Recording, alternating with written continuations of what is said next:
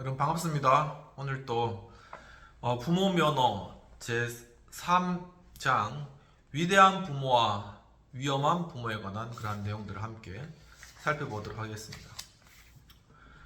첫 번째 그러한 제목으로는 부모는 하나님의 증인이다 라는 것이 되겠습니다. 그러면서 이 박윤경 코치님은 아나니아가 다메섹 도상에서 주님을 만난 바울에게 하나님의 뜻을 전했는데 그 내용이 우리의 조상의 하나님께서 당신을 택하셔서 자식의 뜻을 알게 하시고 그 이루어신 분을 보게 하시고 그분의 입에서 나오는 음성을 듣게 하셨습니다. 당신은 그분을 위하여 모든 사람에게 당신이 보고 들은 것을 증언하는 증인이 될 것입니다. 이런 말씀을 사도행전 22장 14, 15절에 있는데 이 말씀을 묵상하던 어떤 날에 성령님께서 나에게 강한 깨달음을 주셨다고 합니다. 사도 바울뿐만 아니라 나 역시 주님의 뜻을 알고 주님을 보았으며 그 음성을 들은 자가 아닌가라는 것이죠. 이제 나이가 들고 몸과 마음도 약해지는 이 박윤경 코치님에게 주님께서 다시 한번 내가 살아가는 하루하루가 내가 만나는 한 사람 한 사람과의 관계가 모두 증인의 길이다라고 그렇게 말씀해 주시는 것 같았다라는 것입니다. 하나님의 말씀에 성령이 강하게 임하면 주체할 수 없는 그런 눈물이 흐르는데 이러한 시간이 깊은 교제의 시간이 된다고 하시면서 자녀에게 하나님을 전해야 할 사명으로서 자녀에게 하나님을 증언할 수 있는 부모는 위대한 부모라고 그렇게 이야기를 하시는 것이죠. 그러면서 부모 가까이 있으면서 부모의 언어 생활, 말씀 생활, 기도 생활, 인간관계, 가치관 등을 그들 나름대로 다 자녀들이 평가한다는 것입니다. 그렇기 때문에 부모는 매일매일의 삶에 있어서 하나님의 말씀을 품고 있어야 된다라는 것이죠. 또한 그러한 수고와 말씀대로 살아내려는 간절함이 있어야 된다는 것입니다. 신명기 4장 9절에서 오직 너는 스스로 삼가며 내 마음을 힘써 지켜라. 그리하여 내가 눈으로 본 일과 또한 그 눈으로 본 그 일을 잊어버리지 말아라. 내가 생존하는 날 동안에 그 일들이 내 마음 속에서 떠나지 않도록 조심해라. 그리고 너는 그 일들을 내 아들들과 내 손자들에게 알게 하여라 라고 말씀하신 것이죠. 이 본문에서 너라고 하는 것은 바로 부모라는 것입니다.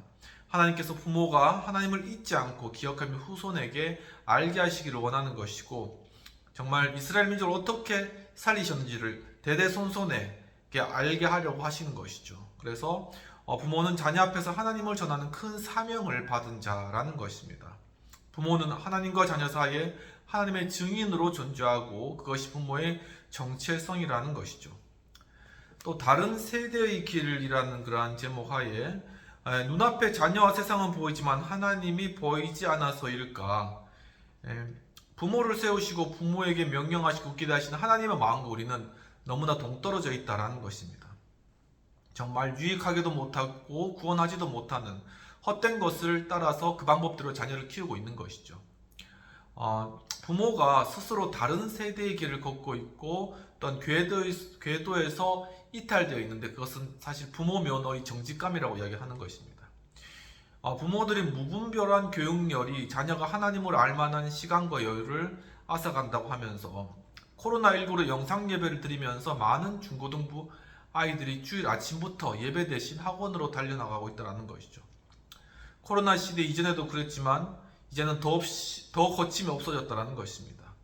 또한 자녀들에게 하나님을 보여줘야 할 부모들이 머릿속에 온통 자녀 교육 문제로 가득 차 있다는 것이죠. 또한 소제목으로 자녀는 하나님이 가르치신다라는 것입니다.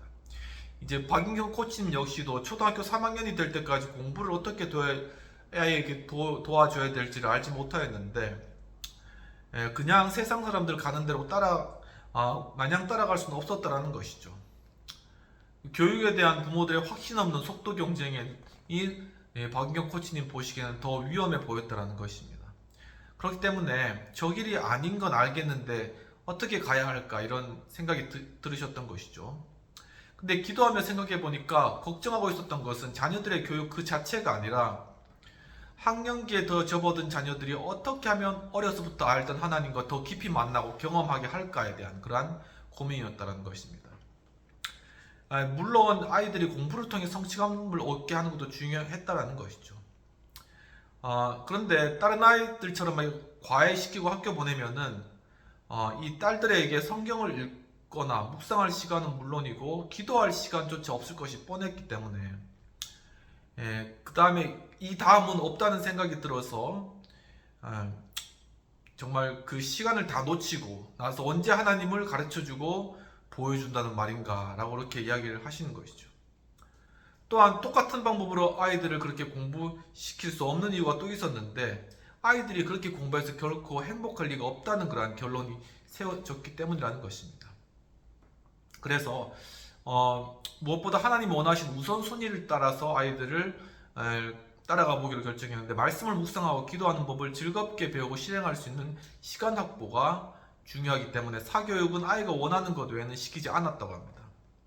그리고 아이들이 기질에 맞고 본인이 원하는 학습법을 골라서 실행해 본 것이죠. 아이들이 과연 자기 주도적인 공부를 한다고 할까라고 걱정이 되었지만은 아이들은 도리어 이제 학원에 다니느라 바쁜 친구들보다 자기가 더 좋다라고 생각하면서 느리지만 꾸준히 공부하다가 자신의 학습법을 찾게 되었다고 합니다. 이 가정은 부모 마음대로 사는 것이 아니라 가정의 주인은 하나님이시고 그분은 성경이라는 가정의 설계도를 가지고 계시기 때문에 주님 앞에 기도를 아뢰어야 된다는 것이죠. 또한 남들과는 다른 우선순위로 키우는 것이 두려웠지만 그렇지만 그런 서툰 몸짓까지 주님께서 받아주신다는 것입니다. 그러면서 좀 큰 제목으로서 상담가족 부모와 코치형 부모라는 그런 제목입니다. 하나님의 증인된 부모는 하나님의 말씀으로 무장하는 것만으로는 충분치 않고 부모 자신의 상처가 먼저 치유되는지를 확인해 봐야 된다는 것이죠. 또한 부모의 상처가 자녀에게 전가되지 않도록 노력해야 되는데 하나님을 전하는 위대한 부모는 자녀를 한 사람의 타인으로 보고 또한 존중과 격려로 응원할 수 있어야 된다는 것입니다. 그리고 또한 이러한 상담과 코칭에 대한 교육이 부모에게도 절실히 필요한데 아이가 어릴수록 부모의 역할은 양육자의 역할인 것이죠. 이 양육자 역할은 매우 중요하다는 것입니다. 아이는 단순하고 반복적인 일상에서 부모의 표정과 말투를 배우게 되는데 자녀가 커가면서 부모에게는 상담가와 코치 역할이 더 중요하게 절실하게 요구된다는 것이죠.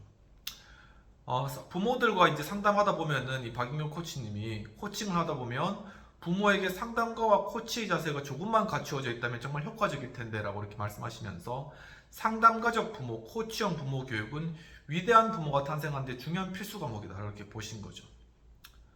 이제 만약에 과거에 힘들었던 경험이 부정적 영향을 주고 있는 것을 발견한다면 문제 영역이 있다면은 상담이 필요하다라는 것이죠. 그러니까 문제 영역에 있는 부모는 상담을 받아야 되는 것이고 또한 별 문제 없이 지내는 안정 지점이 이르렀을 때는 이제 변화와 성장을 경험하기를 원한다면 코칭이 필요하다는 것입니다.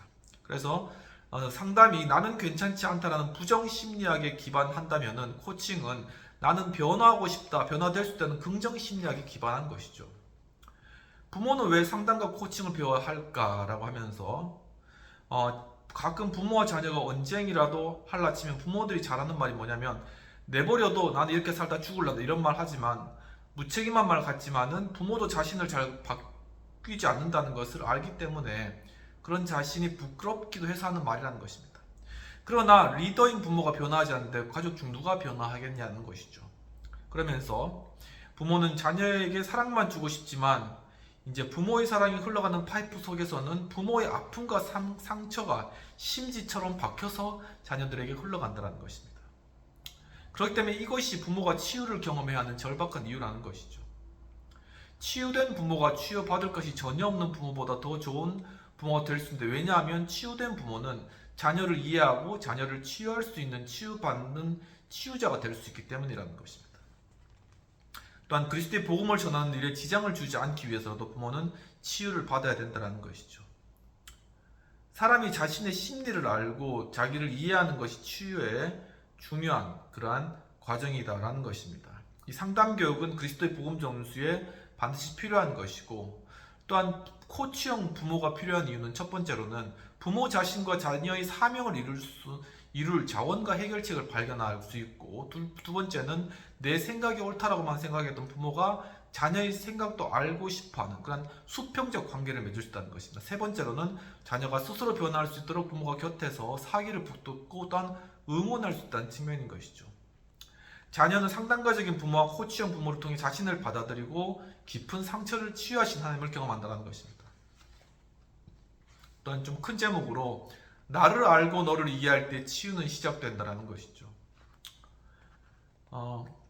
이제 이 부분은 부모 자신의 어떤 성장 과정을 염두에 두고 읽었기를 바란다고 하시면서 이제 내가 이렇게 죄송합니다. 자랐겠구나에 집중해 보자는 것입니다. 부모가 자녀에게 줄 수 있는 가장 큰 선물은 바로 이 부모 자신인데 부모가 소유한 것, 해빙과 해줄 수 있는 것, doing은 부모 자신 being만큼 중요하지 않다는 것입니다. 그렇기 때문에 부모이기 전에 단독자로서 나 자신에 대한 스스로에 대한 이해가 절실하다는 것이죠. 그러면 소제목으로 부모와의 경험이 중요한데 자기 자신이나 낯선 대상을 뭐뭐 하다고 느낄 때 무엇을 근거로 그렇게 이해하며 느끼게 되는 것일까라는 것입니다. 그것은 과거에 있었던 관계 경험을 근거로 하는 것이죠. 즉 부모와의 경험을 통해서 그렇다는 것입니다. 모든 자녀는 부모가 자신을 바라보는 눈길로 자기 자신을 본다라는 것입니다. 부모가 자녀를 긍정적으로 바라보고 기대한다면 남들도 나를 좋은 눈으로 기대하고 바라본다고 그렇게 생각하는 것이죠. 이제 아주 오래전에 몇몇 사람과 소그룹으로 모였을 때 어떤 엄마에게 장점을 말해주었는데 어쩔 줄 몰라며 당황한 기색이 역력했다는 것입니다. 얼굴이 벌겋게 달아오르고 있었는데 그래서 이제 그분의 집에 찾아가가지고 무슨 일이냐 물어보니까 아까 제가 무슨 실수를 했나 봐요. 이렇게 안색이 안 좋으셨는데 이제 그렇게 이야기하자 이제 자신의 기나긴 이야기를 들려주었다고 합니다. 그러니까 이분은 어렸을 적부터 칭찬이라는 걸 들어본 적이 없었던 것이죠. 그러니까 마치 칭찬을 들으면 자신을 놀리는 것 같은 느낌이 든다는 것입니다. 부모님이나 조부모님이 다 남동생만 칭찬하시고 자기는 아무리 최선을 다해도 칭찬하지 않는 그러한 가정에서 자라난 것이죠. 앞에서도 언급했듯이 인간의 마음은 자기 스스로 형성하고 성장하는 것이 아니라 부모와의 관계 속에서 만들어지기 때문에 기본적인 신뢰의 바탕이 부모와 함께 그렇게 정서적 만족감을 느끼며 건강하게 자라는 경우도 있지만 그렇지 못한 경우도 있는 것이죠. 이 자녀를 바라보는 부모의 눈길과 손길과 영적 관심은 매우 중요한데 부모는 자녀를 하나님의 눈길로 바라보는 것과 타고난 귀한 면들을 발견하고 전달해야 된다는 것입니다. 특히 자녀에게 부모의 스킨십이 상과 같다는 것을 또 기억해야 된다는 것이죠. 선물을 사주기보다는 품에 안고 쓰다듬어 줄 때 어린 자녀는 부모로부터 큰 상을 받았다고 느낀다고 합니다. 그리고 결혼한 자녀, 부부, 연로하신 부모님에게도 부드러운 손길은 모두 상이 될 수 있다는 것이고 부모의 영적인 관심 또한 더할 나위 없이 중요한 부분들이고 자녀가 하나님을 만났는지 말씀과 기도로 하나님과 교제하는 법을 알고 있는지 하나님과 교제하고 있는지 어떤 친구를 만나고 있는지 교회 생활은 어려움이 없는지를 잘 살펴줘야 된다는 것입니다. 그래서 작은 이제 제목으로 발달 단계에 따른 발달 과제, 이 프로이드와 에릭슨의 발달 단계를 포괄적으로 연결하면은 사람은 연령별로 해결해야 될 그런 과제가 있는데 그걸 발달 과제라고 하는 것이죠. 기본 신뢰, 자율성, 경쟁 주도성, 성취감, 자아성, 정체성, 친밀감, 재생산, 삶이 통합된 느낌 등 이것이 이제 발달 과제인데 이 과제를 성공적으로 해결하고 한 단계를 성공적으로 해결하고 다음 단계로 진입한다면 이상적인데 마치 나이테가 생기는 것처럼 그렇게 성장한다는 것입니다. 하지만 때로는 발달 과제를 제대로 해결하지 못한 채 불신, 수치감, 의심, 죄책감, 열등감, 역할 혼란, 소외감, 정체된 느낌, 절망감 등을 안고 성장할 수도 있다는 것이죠. 아무튼 그렇게 자라난 사람이 바로 지금의 나가 된다는 것입니다. 그럼 각 발달 단계를 한번 살펴보면 첫 번째 구강기, 영아기에서는 인생에서 가장 중요한 시기인데 0에서 18개월까지 이제 기본적 신뢰가 형성되거나 아니면 불신이 생기는 그런 경우라고 합니다. 그래서 이제 의존 욕구가 제대로 충족되지 않으면 의존적 성격이 생길 수 있는 것이죠.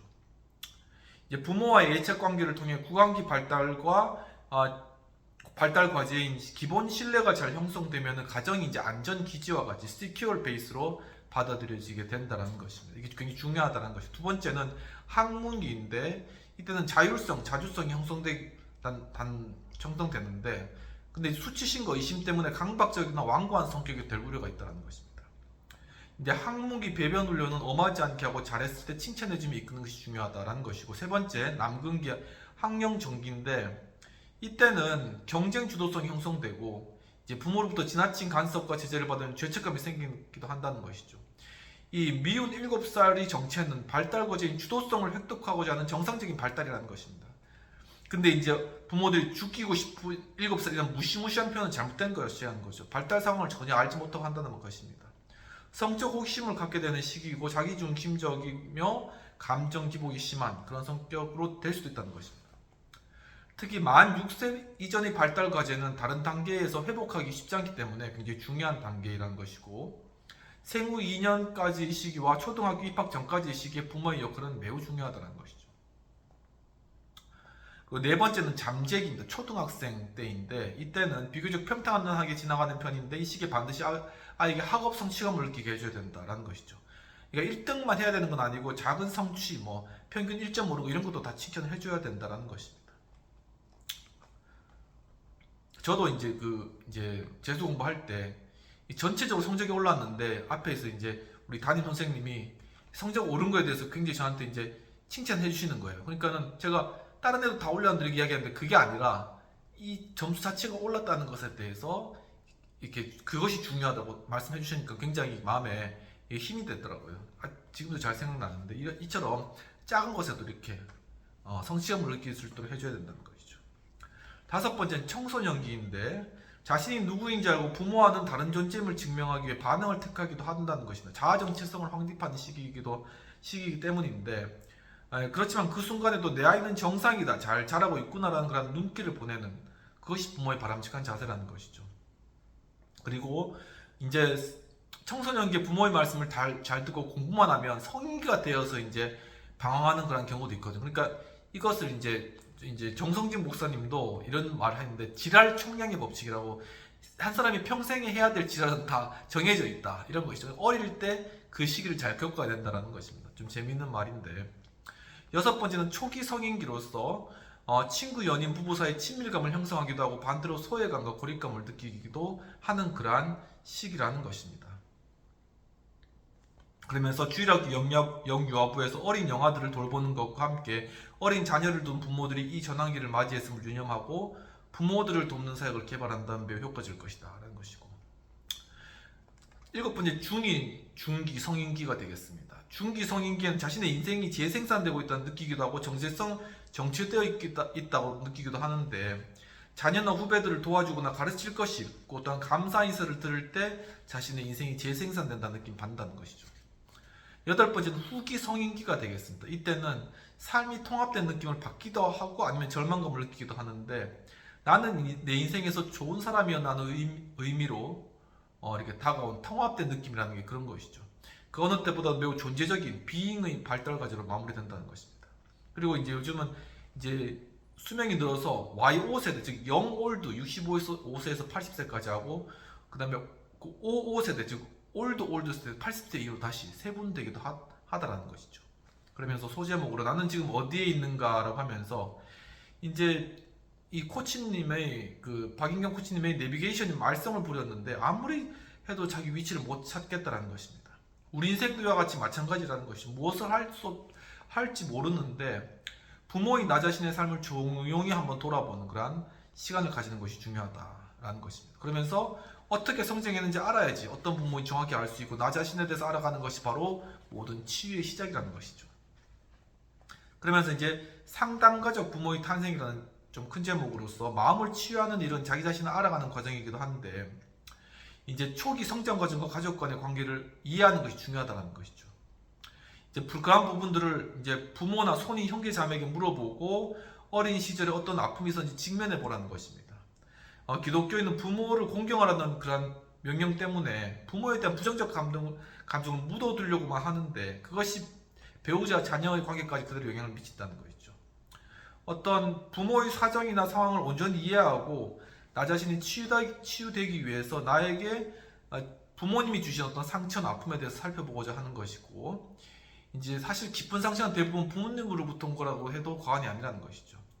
사실 이제 성숙한 부모는 극히 드물다는 것입니다. 부모도 감당하기 힘들었던 아픔과 아픔을 은연중에 자녀에게 흘려보내는 것이죠. 그러니까는 이 상처에 관한 사람들은 모두 다 피해자인 동시에 가해자가 된다는 것입니다. 그래서 이제 이 부모님 역시도 그 부모에게로부터 상처 입은 자라는 것을 기억하고 실수 없는 부모는 없다라는 것이죠.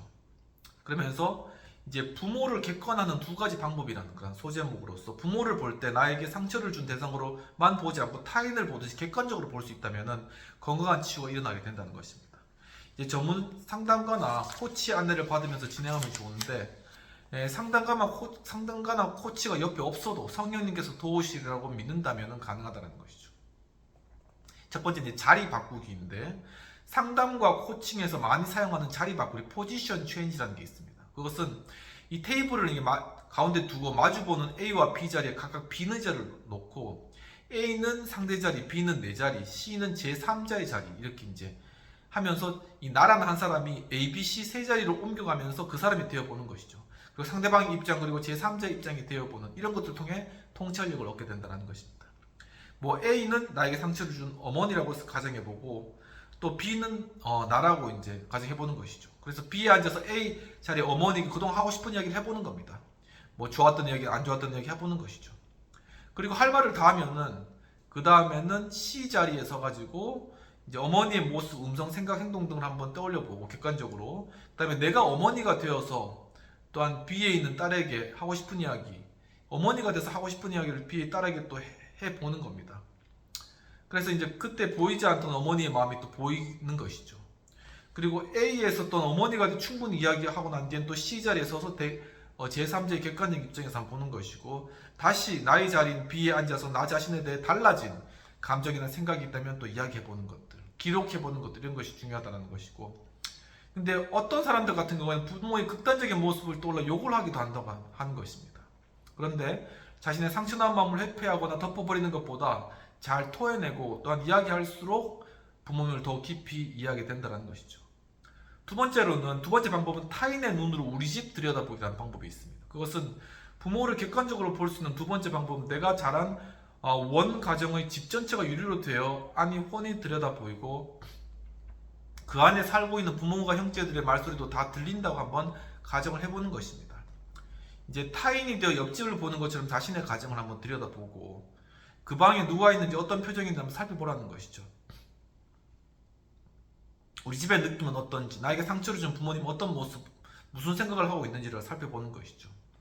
그러면은 내 가정과 부모와 형제를 볼 때 지금껏 보이지 않았던 것이 많은 것이 보이게 된다는 것입니다. 근데 이제 박인경 코치님의 경우에는 한 번도 본 적이 없는 언니 오빠들이 슬퍼하는 모습을 볼 수 있었다는 것인데 부모님이 크게 다투실 때마다 나이 차이가 많이 나는 언니 오빠들은 좀처럼 방에서 나오지 않는 그런 모습들을 보고 막내인 나만 엄마를 걱정하며 동동거리는 그런 것들 이런 것도 있었다는 것입니다.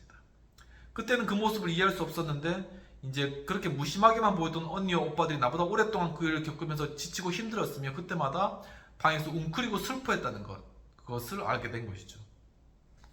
그러면서 또 소제목으로 용서의 배 한 척이라는 그런 소제목으로 부모님을 좀 더 객관적으로 보게 되면 여태껏 보지 못한 그분들의 약함과 어려운 사정과 가난하고 못 배워서 몰랐다라고 하신 말씀이 무슨 말씀인지 보이고 그때 들리기 시작하는데 그때 주님께 용서의 배 한 척을 구하자는 것입니다. 즉 자녀인 우리가 부모님을 용서할 자격이 있는지 모르겠지만 부모님을 용서의 배에 태워서 성령의 강물에 띄워 보내드리는 것.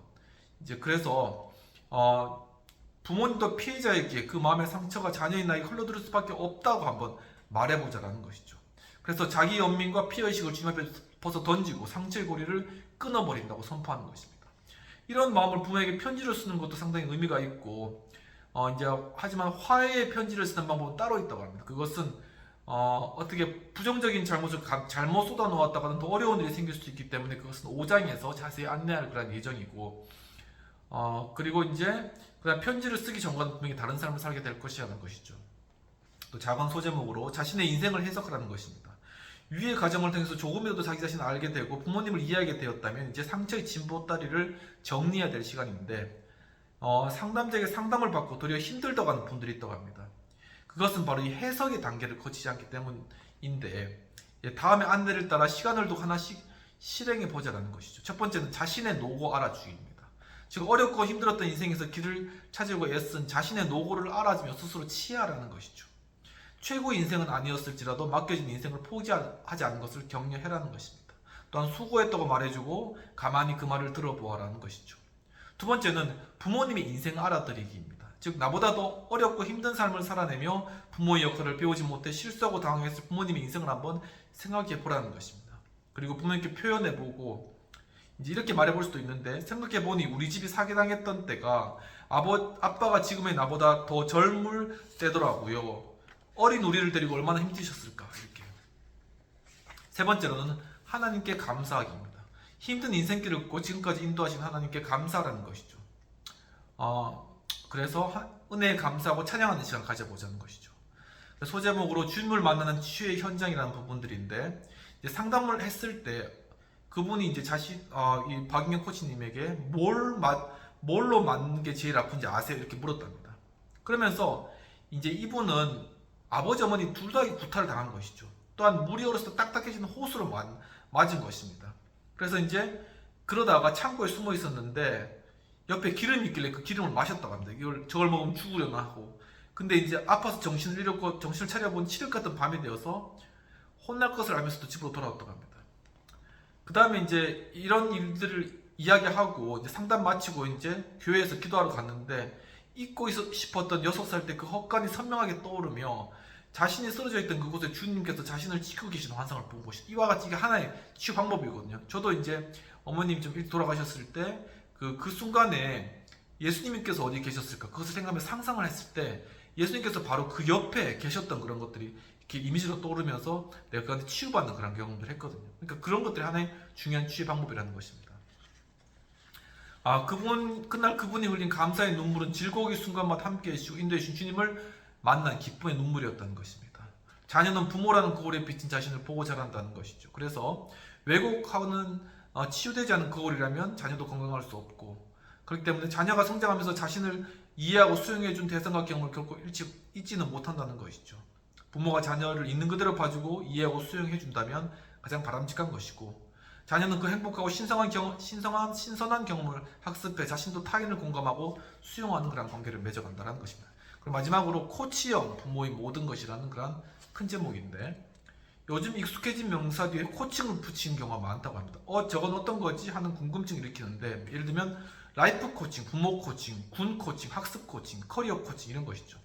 코칭은 코치와 고객이 일정 기간 정기적으로 만나 코칭 시간을 갖는 것, 이것인데, 코칭형 리더가 되기 위해서는 코칭 철학과 코칭 기술들을 적용해 리더 역할을 보다 효과적으로 수행할 수 있도록 코칭 접근법을 배우고 훈련해야 되는 것이죠. 코칭형 리더의 본질은 코치가 아닌 리더이고, 코칭형 부모의 본질은 코치가 아닌 부모이기 때문에 부모 역할을 보다 효과적으로 수행할 수 있도록 기본적인 코칭 철학을 내면화하는 것, 중요하다는 것이죠. 이제 군 간부나 실무자들이 코치협회에서 코칭형 리더십 훈련을 보면 정말 세상이 많이 변했다는 걸 알 수 있다는 것이죠.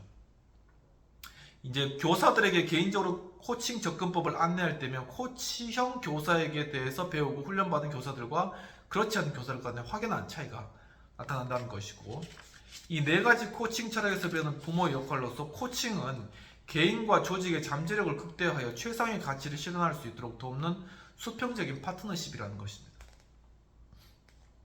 그것이 한국 코치협회가 정의하는 코칭의 의미인데, 중요한 것은 피코치와 수평적인 파트너십을 갖는 것.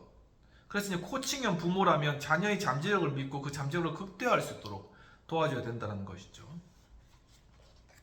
그러면 네 가지 코칭 철학과 그에 따른 바람직한 코치형 부모의 자세와 역할이 있는데, 첫 번째는 사람은 누구나 가능성과 잠재 능력이 있다는 것입니다.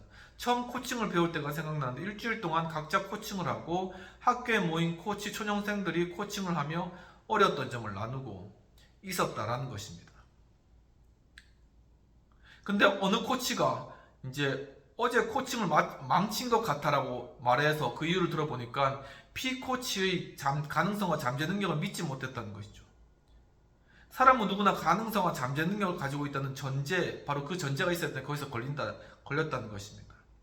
사실 코칭 철학은 하나님을 믿고 그분의 관점으로 사람을 볼 때 믿어지고 보이는 것이다 라는 것입니다. 두 번째는 사람은 자신이 원하는 것을 찾는다라는 것입니다. 부모가 자녀의 행동을 보면서 마음에 들지 않을 때 자녀 자신이 원하는 것을 찾고 있다고 생각하기가 쉬운데 쟤는 언제 처지들까 하며 탄식하기 쉬울 것이라는 것입니다. 그러나 게임에만 몰두하는 자녀라고 할지라도 현실에 느끼는 구속이나 무기력을 떨쳐내고자 또는 자신의 힘을 발휘해보고자 하는 가상세계에 사실 빠져있는 것인 것이죠. 현실이 행복하다면 자녀는 게임에 안 빠질 테니까요. 그래서 부모나 선생님에게 자신의 힘을 다 빼앗긴 것 같은 괴로운 상황에서도 생을 포기하지 않고 게임에 자신을 원하는 것을 찾아가는 자녀의 모습은 고맙기까지 하다라는 것입니다. 그러니까 자녀가 끊임없이 자신이 원하는 것을 찾고 있다는 관점에서 자녀를 바라보는 것이 중요하다는 것이고, 세 번째로서는 해답은 각 사람의 내면에 있다는 것이죠. 우리 내면의 문제를 해결할 능력이 있다는 것입니다. 자녀 스스로 문제를 해결할 수 없다고 생각하기 쉬운데 자녀 내면의 문제를 해결할 능력이 있다고 믿는 부모 아래 자란 자녀라면 스스로 해결을 할 능력을 발휘할 수 있지만, 그렇지 않은 부모를 둔 자녀는 자신의 해결 능력을 자기 자신도 믿지 못하는, 그러니까 자녀에게 스스로가 해결 능력이 있다고 이렇게 부모가 믿어줘야 된다는 것이죠. 부모가 자녀의 해결 능력을 믿고 기다려줄 때만 볼 수 있는 신비한 능력이라는 것입니다. 네 번째는 코치와 함께 할 때 더 쉽게 찾을 수 있다는 것입니다. 그러니까 코칭들도 코칭 철학이 얼마나 내면화되어 있느냐가 중요한데, 코칭형 부모도 코칭 철학이 얼마나 내면화되어 있느냐가 중요하다는 것이죠. 그러면 문제점을 더 빠르게 손쉽게 찾을 수 있다는 것입니다. 그러면은 코칭형 부모의 대화법에 관해서 살펴보도록 하겠습니다. 첫 번째는 말하기보다는 듣는 것이 중요하다는 것입니다. 이때 듣기와 말하기의 비율은 8:2 정도가 좋다고 하며, 자녀의 말을 경청하고 7:3 혹은 6:4의 비율을 지키도록 하자라는 것입니다. 그러니까 원래 코치와 피코칭은 8:2 관계인데 자녀 부모는 조금 다르기 때문에 7:3 혹은 6:4의 비율로 더 많이 들어주라는 것입니다. 두 번째, 자녀의 표정을 세심히 관찰하라는 것이죠. 자녀의 언어도 중요하지만 비언어적 표정이나 자세가 더 단서가 있을 수 있다는 것. 세 번째, 자녀와 속도를 맞추는 것, 페이싱이 중요하다. 보조 맞추기란 부모가 자녀의 감정 상태, 말이 빠르게 억양 고조 등을 맞추는 것을 의미하는 것이고, 자녀의 언어와 비언어를 살펴서 알게 된 자녀의 마음을 부모의 마음에 담는 것을 이야기한다라는 것입니다. 자녀가 기분 좋은 상태로 집에 들어왔을 때 웃음기 하나 없는 엄격한 얼굴로 대한 적은 없는지 한번 생각해 봐야 된다는 것이죠. 또 기분이 안 좋을 때 도대체 쟤는 왜 저라며 무시하지는 않는지를 살펴보고, 보조 맞추기 페이싱은 바로 호감과 신뢰를 자녀와 쌓는 데 중요한 기술이 있다는 것이죠. 네 번째로는 자녀와 의견이 달라도 받아들여야 된다는 것이죠. 자녀 의견이 다를 때 너도 그렇구나라고 받아들여야 된다는 것입니다. 그것은 상대방과 생각이 같거나 같은 행동을 해야만 할 수 있는 것이 아니고, 그저 너의 생각은 그렇구나, 너의 감정이 그렇단 말이지, 이렇게 알아주면 된다는 것이죠. 그러면서 소제목으로 자녀가 바르고 기다리는 부모란, 자녀와 의견이 부딪힐 때 내 생각이 맞을까, 내 생각이 정말 최선일까라는 생각을 한 번이라도 해봤다면 당신은 코칭형 부모에 가깝다는 것입니다. 내 생각이 옳다는 부모의 강한 확신은 자녀와의 사이에 사실 수평적 파트너십이 되는 것을 방해한다는 것이죠. 내 생각이 정말 맞을까라는 생각이 바로 이렇게 자녀를 이렇게 끌어들이는 그런 역할을 한다는 것이죠. 그래서 자녀에게 충분한 가능성과 잠재 능력이 있음을 믿고 기대해주고 발견해줘야 된다는 것입니다. 또한 자녀의 행동을 긍정적인 눈길로 바라보고 문제 해결 능력이 있다고 믿고 자녀가 성숙할 것을 믿는 부모, 바로 그러한 부모 밑에서 자란 자녀가 아주 좋은 그러한 삶을 살아갈 수 있다라는 것이죠.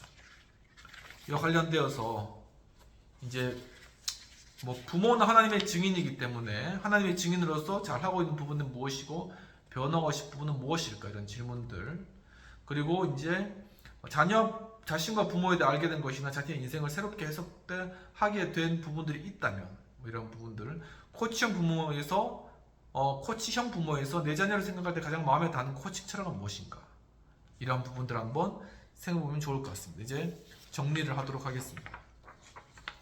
위대한 부모 아니면 위험한 부모라는 그러한 3장 하에서 자녀에게 하나님을 증언할 수 있는 부모는 위대한 부모라고 하면서, 부모는 매일 삶에서 하나님의 말씀을 품고 신명기 4장 9절에서 오직 너는 스스로 상급에 내 마음을 지키라, 너는 그 일들을 내 아들들과 내 손자들에게 알게 하라 해서 바로 너라고 지칭한 사람이 부모라는 것이죠. 유익하게도 못하며 구원하지도 못한 헛된 것을 따르는 세상 사람들보다 더 세상의 방법대로 자녀를 키우고 있는 그러한 부모는 사실 면허정직감이라는 것입니다. 하나님의 증인된 부모는 부모 자신의 상처가 온전히 치유되었는지를 살펴보고, 또한 부모의 상처가 자녀에게 전가되지 않도록 주의하고, 또한 하나님을 전하는 위대한 부모는 자녀를 한 사람의 타인으로 보고 존중하고 격려하고 응원할 수 있어야 된다는 것이고, 한 사람의 내면을 깊이 돌아보는 상담과 코칭에 대한 교육이 절실하다는 것, 그리고 한 사람의 내면을 돌아보고, 또한 만약에 한 사람의 내면을 깊이 돌아보는 상담과 코칭에 대한 교육을 받고, 상담이 나는 괜찮지 않다는 부정적 심리학에 기반한다면, 코칭은 나는 변화될 수 있다는 긍정 심리학에 기반하고 있다는 것들. 부모가 자녀에게 줄 수 있는 가장 큰 선물은 부모 자신이다라는 것, 그리고 부모가 소유한 것, 해줄 수 있는 것, doing보다 부모 자신, being이 중요하다라는 것, 그리고 또한 부모의 스킨십은 산과 같다라는 것, 그리고 구강기에는 부모와 자녀를 안전기지로 받아들이게 하는 부분들이 중요하고, 0에서 18개월까지 학문기 3, 4세에는 자율성이 길러지게 하는 것들, 그 남근기 6, 7세에는 주도성을 인정해 주는 것들, 그리고 잠재기 12세는 학업 성취감을 느끼게 해주는 것들, 청소년 20세까지는 자아 정체성을 확립하게 하는 것들, 초기 성인기에는 친밀감을 갖게 하는 것, 중기 성인기에는 인생이 재생산되고 있다는 느끼게 하도록 하는 것, 후기 성인기에는 삶이 통합된 느낌을 가지게 해야 된다는 것, 이런 것들이 중요하다는 것들이 얘기했고, 마음을 치유하는 과정은 자신을 알아가는 과정이며, 부모를 볼 때 나에게 상처를 준 대상으로만 보지 않고 타인을 보듯이 객관적으로 볼 수 있다면 건강한 치유가 일어나게 된다는 것이죠. 그래서 대표적인 방법으로는 자리 바꾸기, 포지션 체인지는 이제 테이블을 가운데 두고 A는 상대 자리, B는 내 자리, C는 제3자의 자리에, B는 자리를 놓고 먼저 상대 자리에 어머니께서 앉아 계시다 이렇게 가정하고, 내 자리에서 하고 싶은 이야기를 하고, 또 상대 자리에 앉아서 어머니 입장에서 또 이야기를 하고, 제3자 자리에서 객관적으로 대화를 생각해보고, 이러한 방법들이 있다는 것이죠. 또 두 번째로는 자신의 집이 유리방과 같다고 생각하며 타인의 관점에서 집을 들여다보는 그런 방법도 있다는 것입니다. 그럼 비평이 토의된 내용으로서는 자녀와 의견 충돌 시 내 생각이 맞을까라는 그런 질문은 코칭형 부모에 가깝지만, 내 생각이 옳다라는 확신은 수평적 파트너십 형성에 방해된다는 것이죠. 과연 우리 자신은 어떤 위치에 있을까라는 것을 한번 생각해 볼 필요성이 있다는 것입니다. 그럼 이것으로 부모면허 제3장을 마치도록 하겠습니다. 또 한 주간 또 지금 7월이 되었는데 날씨가 많이 더워지는데 건강 잘 유의하시고 다음 시간에 또 만나도록 하겠습니다. 감사합니다.